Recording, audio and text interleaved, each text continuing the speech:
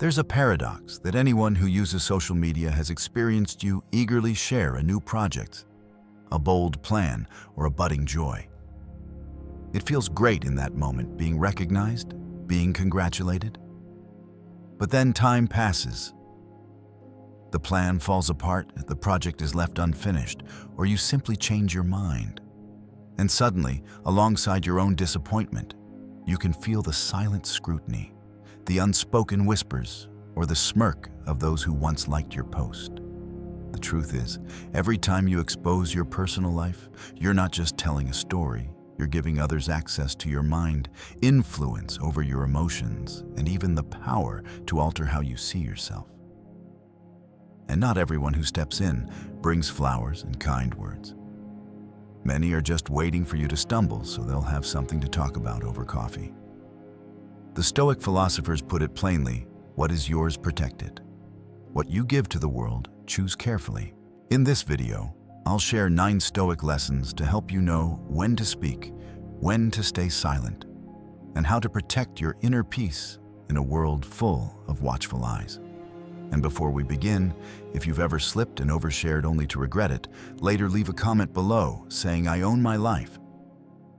Don't forget to like this video, subscribe to Victory Stoic, and share it with someone who needs to hear this. Because you're about to receive principles that could change the way you live forever. But why should you stay silent? There's a truth most people only realize too late. Life doesn't fall apart solely because of failures or mistakes, but also because of the mouth. A mouth that doesn't know restraint, that doesn't leave room for silence, that can't distinguish between what should be spoken and what should be kept. We live in an era where everyone is encouraged to share, tell your story, let the world know who you are. It sounds inspiring, but the harsh reality is, every time you speak too soon, say too much, or tell the wrong person, you're giving them the power to judge, to doubt, and sometimes to sabotage. Stoicism points out something simple that almost everyone overlooks. Your life is not a book for anyone to flip through at will. Epictetus said, if you want to improve, be content to be thought foolish by others. Because when you stay silent, you keep control over your story. You avoid scrutiny, half-baked advice, and most importantly, you prevent others from planting poison in your thoughts. Imagine this, you've just come up with a business idea. Instead of quietly researching, you rush to tell 5 or 7 people. 3 nod and say, sounds good, but offer no help. 1 says bluntly, that's hard, forget it, planting seeds of doubt. Another quietly copies your idea. Before you even begin, your spirit is shaken, your motivation diminished, and the opportunity may have already slipped into someone else's hands. Or in relationships, you're happily with someone, but you constantly share about it with friends, family, co-workers, even post every detail on social media. Not everyone who hears will be happy for you. Some quietly envy, some wait to see when it falls apart.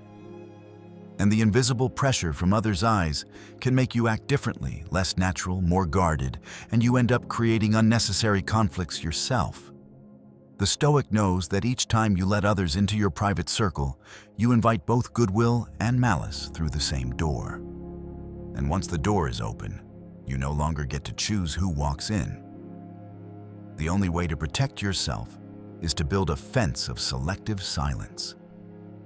Not silence out of fear, but silence because you know the value of what you're keeping. A gossip always eager to boast is like a man walking through the marketplace with his purse wide open. He thinks people will marvel at how much money he carries. In reality, the more eyes fixed on the purse, the greater the chance it will be emptied. Marcus Aurelius once wrote, "If it is not right, do not say it. If it is not necessary, do not do it." Here, not necessary doesn't just mean pointless actions, but also pointless words, stories you tell only to satisfy your ego, not to serve any purpose for your own growth. And here lies the core of Stoic thinking. You cannot control how others react to your story, but you have full control over whether to tell it at all. Every time you speak, you hand them a piece of power. One piece is enough for a malicious person to turn the situation against you. Why can oversharing ruin your life? Because the world is not only filled with people who want you to succeed. In every silent crowd, there are those who want to see you stumble, not because they hate you, but because they feel relieved knowing you fail just like them.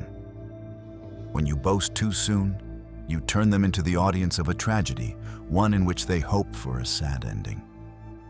The Stoic does not live to please the crowd. They live to keep their strength before themselves. This demands iron discipline over speak less, speak clearly, and only speak when necessary. Better to leave people curious yet respectful than to let them know everything and lose their respect. In war, a great general never reveals his strategy before the battle. In life, the wise do the same. They do not show their plans while they are still young. They do not flaunt achievements before they are solid. And they do not display their private life to those unworthy of knowing it. If you live this way, you will avoid the three most dangerous traps of speaking in the wrong place. The expectation trap. You unintentionally put pressure on yourself once others know. The envy trap. You trigger jealousy, and from it, acts of sabotage can arise. The copycat trap. You hand others the ideas, strategies, or opportunities you could have kept for yourself. As Seneca wrote, no one can harm you with words if you reveal nothing that can be used against you.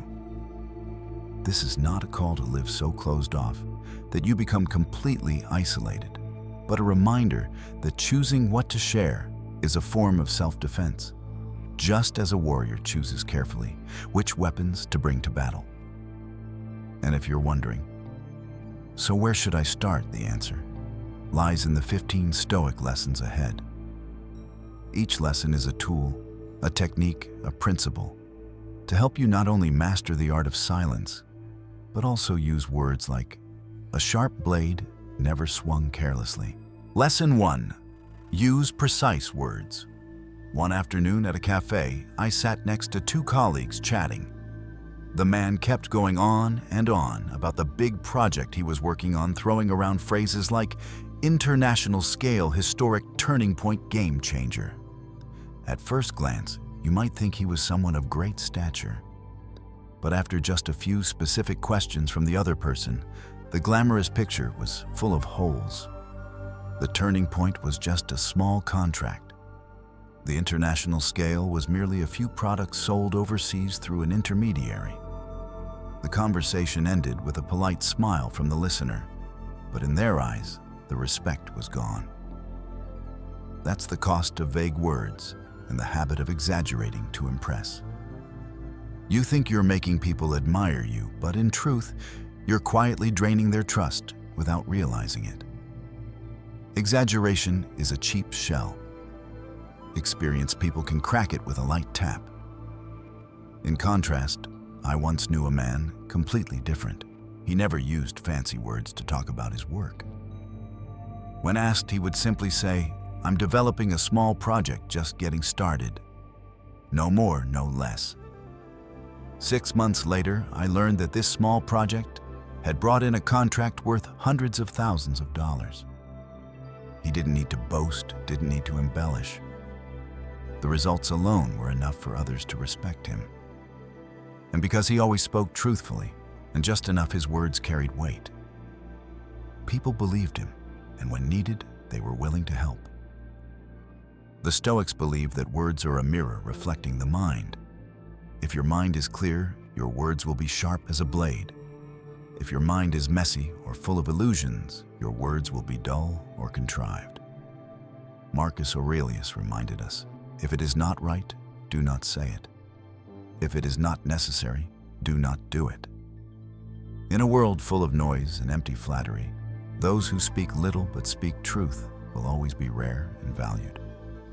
Using precise words is not just about telling the truth, but also stripping away the excess, the layers of makeup around the truth. It demands that you overcome the ego's craving for instant admiration. The more you resist the urge to boast, the more you keep your long-term power, the power to be trusted. If you haven't applied this lesson yet, start by observing yourself. How many times have you added spice to a story? Not to make it clearer, but to make it sound grander. How many times have you said something uncertain just to appear knowledgeable? And how many times did you go silent when asked for more details? Each time is a brick of honor taken from the wall of your credibility. One day the wall will collapse, and you'll have no idea why people no longer respect you. But once you train yourself to use precise words, everything changes. You begin to see that you don't need to say much to make an impression. People will remember you not for dazzling stories, but because every time you speak, they know it's true. You'll also realize that silence at the right time is a form of strength. As Seneca once said, better to stumble with your feet than with your tongue. Stumble with your feet, you'll hurt for a moment.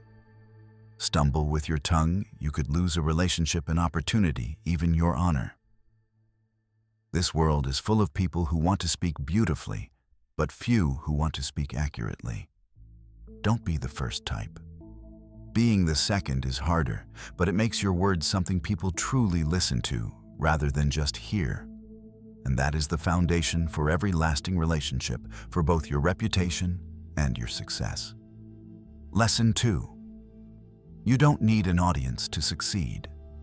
I once saw a young man work out at the gym diligently for 3 months.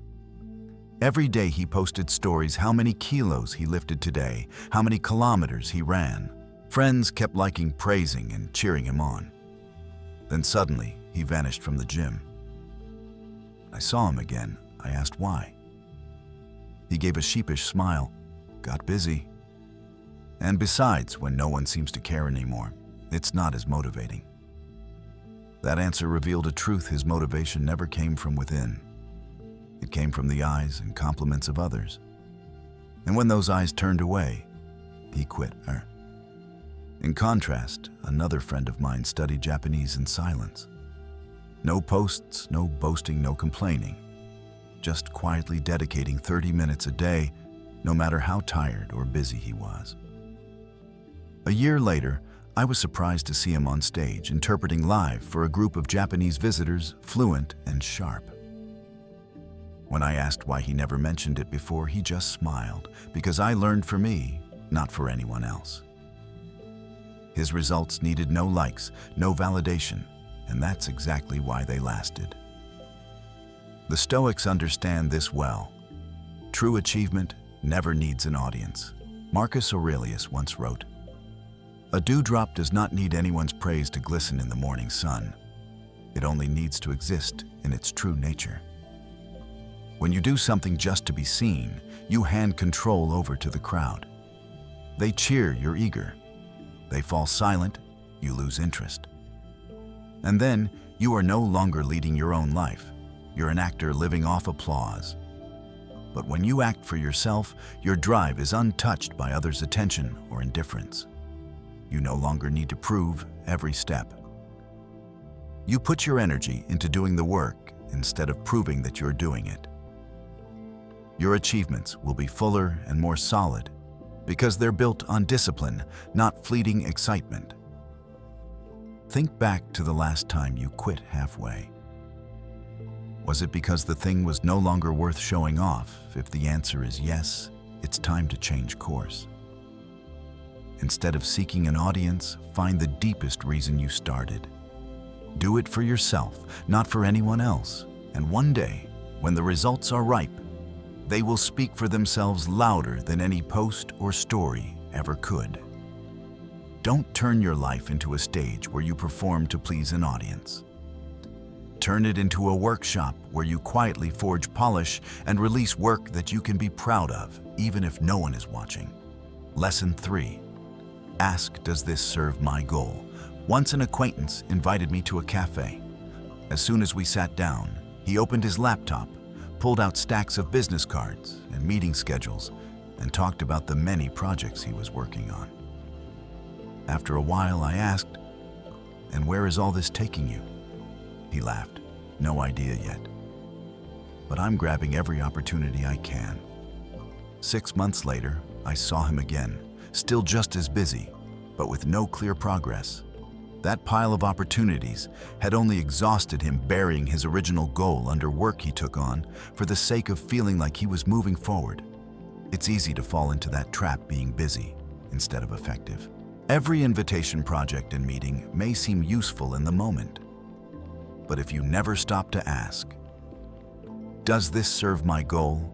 You're just piling on work that feeds the ego of being busy, not the reality of reaching your aim. The wise act differently. They don't reject opportunities outright, but they choose carefully. They filter everything through one question, and if the answer isn't a clear yes, they're willing to decline, even if it sounds tempting, even if others think they're missing out. By doing so, they keep their time and energy for what truly matters. Epictetus once said, "First say to yourself what you would be, and then do what you have to do. Define who you want to be, then only do what leads to that." Simple, but it demands ruthless discipline.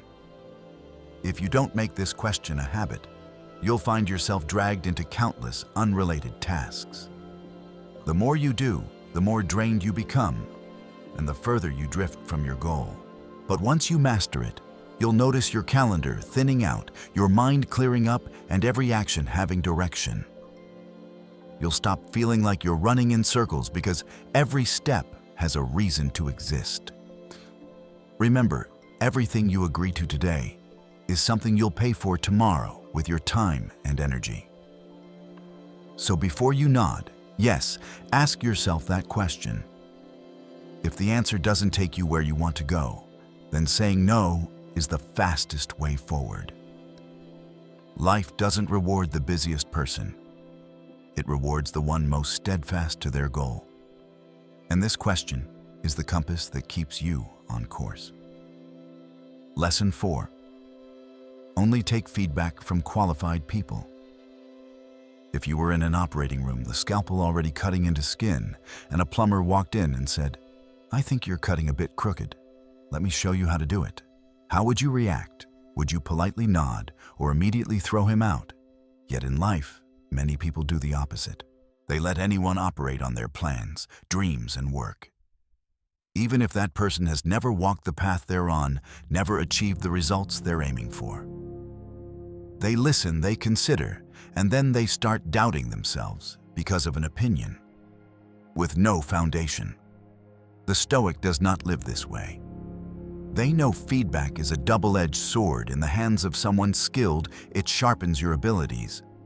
In the hands of someone unskilled, it's a dull blade that tears apart your will.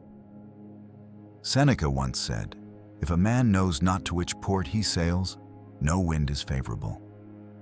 Wrong feedback is the most dangerous headwind because it can steer you off course without you even realizing it. The problem is, we are often driven more by the need for validation than the need for direction. When we have a new idea, we rush to tell many people, hoping for nods, praise, or at least attention.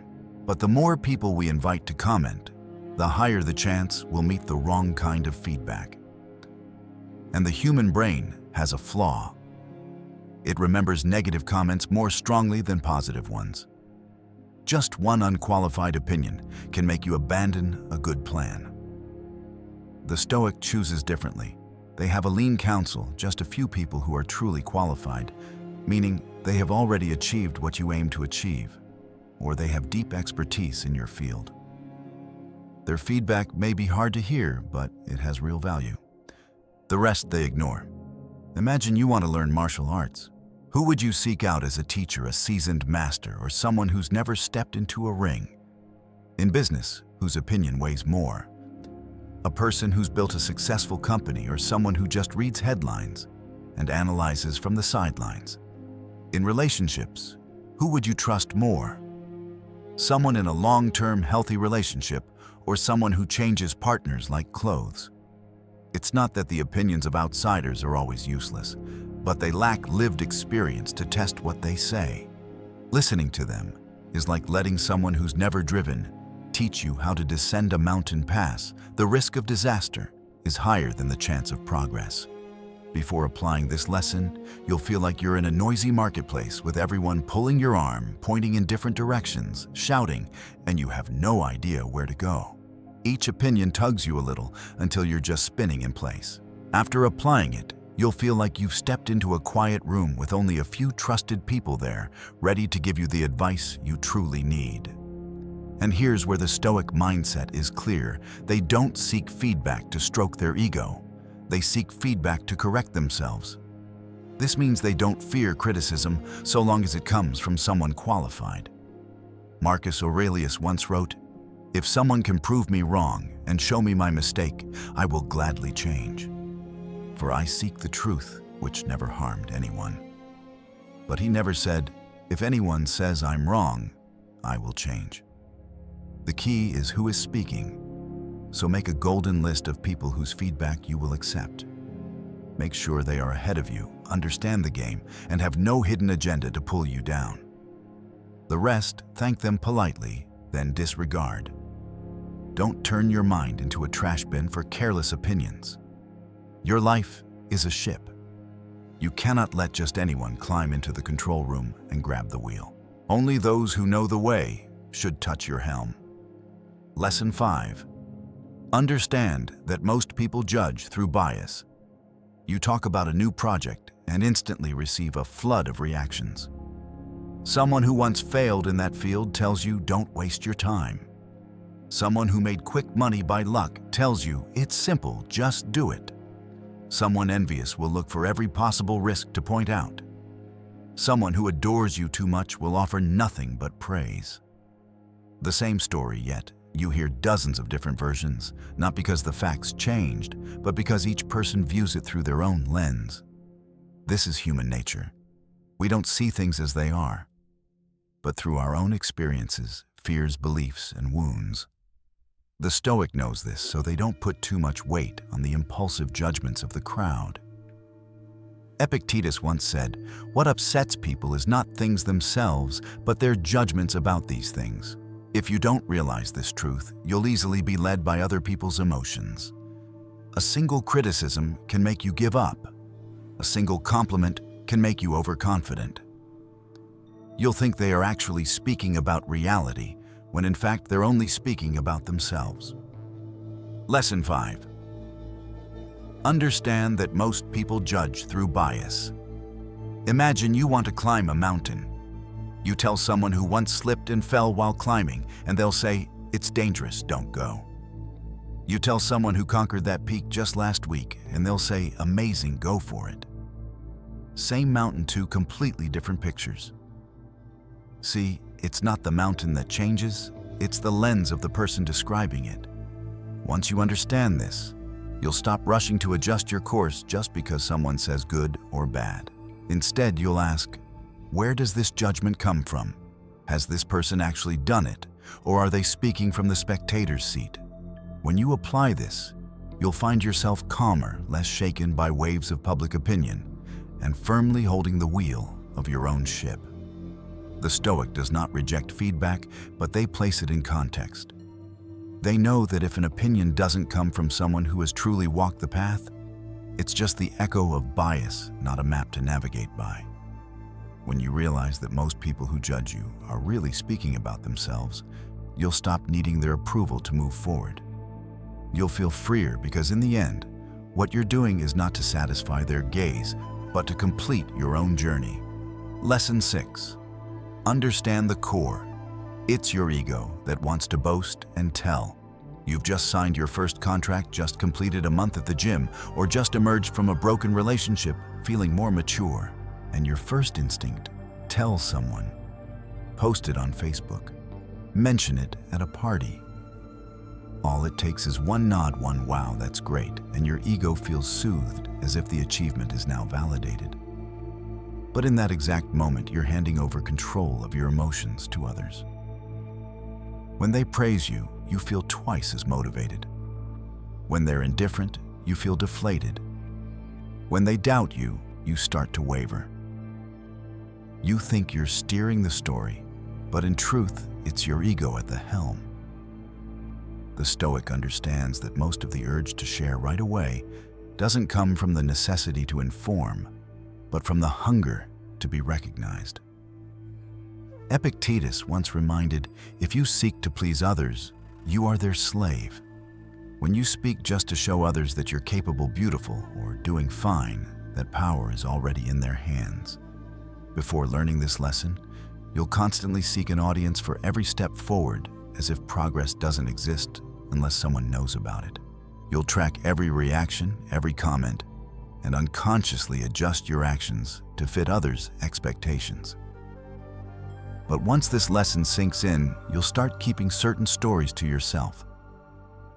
You'll work in silence and let the results speak when they're undeniable. The Stoic does not deny the joy of sharing, but they recognize that joy can quickly turn into a chain. That's why they ask before speaking, am I sharing because it's truly necessary, or because I want admiration?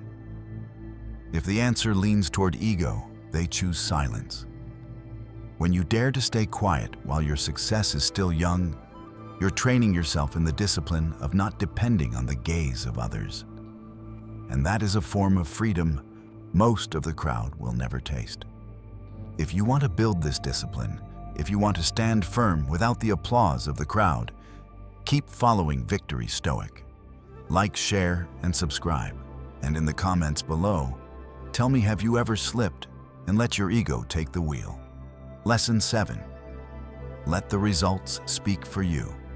There's a rare type of person, they work relentlessly in silence. No posts, no stories, no showing off. Then one day they appear with a fully formed achievement, needing no introduction, no explanation. It stands on its own. At that moment, people have only two choices: acknowledge it or stay silent. Most of us, however, fall into a bad habit, speaking too soon. As soon as we start something new, we rush to tell someone, as if hearing "that's great" means success is already within reach. But before the achievement has a chance to mature, we've already spent all our motivation on early praise. The result: an unfinished job and a reputation that has already faded. The Stoic sees this clearly. Every word is a form of public commitment, and public commitment creates unnecessary pressure. Instead of focusing on doing, you focus on saving face. You start worrying about how others perceive your progress rather than your actual progress. Marcus Aurelius once said, "Waste no more time arguing about what a good man should be. Be one." When you let your results speak for you, you choose a harder but more certain path. Harder because no one will cheer you on during your darkest stretches. More certain because once the result appears, it needs no one's approval. It's like a martial artist training in the dark. When they finally step into the ring, every strike carries the weight of thousands of unseen hours. No one can deny it. Before learning this lesson, you'll feel the temptation to leak just to get a hit of social dopamine. But once you apply it, you'll see the power of silence. When you don't speak, no one expects you to explain. When you don't explain, you have all your energy to finish the work. And when the achievement is big enough, it will speak louder than any speech. Letting the results speak for you means living for yourself, not feeding your ego through the gaze of others. And that is a kind of power no one can take from you. Lesson 8. Mystery makes you more respected. Human beings are naturally curious. When they don't know everything about you, their imagination fills in the blanks. And what they imagine is often bigger and better than the truth. That's why mystery not only attracts, but also creates an invisible layer of value. On the other hand, when you lay everything bare, your relationships, finances, plans, even your personal troubles, you leave nothing for people to wonder about. Everything becomes predictable, and whatever is predictable loses value. People will unconsciously classify you as ordinary because there's nothing left to discover. The Stoic understands that keeping part of yourself private is not about pretending or deceiving. It's about protecting your energy, your boundaries, and your depth. Epictetus taught, Even if you want to improve, be content to be thought foolish and stupid. If others underestimate you because they don't know the whole story, it gives you room to grow without interference or sabotage. Try letting people know only 30% of your story. When you succeed, surprise them with what you achieved in secret. When you struggle, let them guess how you're handling it. That ambiguity makes you both harder to attack and harder to undervalue. A mysterious person isn't hiding something extraordinary. They simply understand that respect sometimes comes from distance. When you don't hand over the complete map of yourself, people tread more carefully, speak more cautiously, and give you special attention simply because they can't read you like an open book. Keeping something to yourself is giving yourself the right to define your value rather than letting others decide it for you. And in a noisy world, the one who knows how to stay silent always has the advantage. Lesson 9. Silence is the foundation of inner freedom. Silence is not merely the absence of speech. It is the deliberate choice of what is worthy to leave your mouth and what should remain in your mind. In silence, you control the story, the pace of life, and your inner peace. Those who talk a lot often think they are releasing or sharing. But in truth, they are handing over control of their emotions to the listener. Every piece of information you reveal is a string tied to someone else. They can pull it, tighten it, or twist it as they wish. The more you speak, the more strings you give away, until you're being pulled in every direction without even realizing you've lost your own path. The Stoic understands that silence is a shield for the inner self. Marcus Aurelius once said, "You have power over your mind, not outside events." Realize this, and you will find strength. When you are silent, you keep sovereignty over your mind. You don't let the instant reactions of others invade, distort, or dictate your course. Before learning this lesson, you may find silence uncomfortable, a gap that must be filled. But once you experience it, you'll realize it's precious space for observing, reflecting, and adjusting your actions before they become words. In silence, you discover you don't need to win every argument, react to every provocation, or explain everything. Silence also makes others tread carefully. When they don't know what you think, what you want, or what you're preparing, they can't easily influence you. This unpredictability is both protection and the foundation for acting freely without external pressure. Silence does not make you weak. It makes you strong enough not to have to prove your strength. And when you reach that state, you understand what true inner freedom is. Conclusion. A reminder from Victory Stoic. Keeping silent is not about hiding. It's about preserving your strength.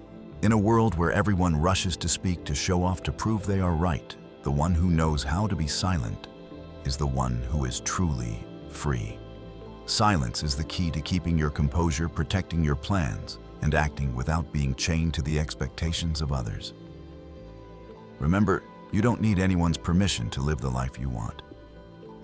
Every time you choose silence over spilling your story, you forge another piece of armor for your mind. And that armor will save you when the world gets loud. If you want to cultivate this inner power, if you want to walk firmly through the crowd without being swept along, stay with Victory Stoic.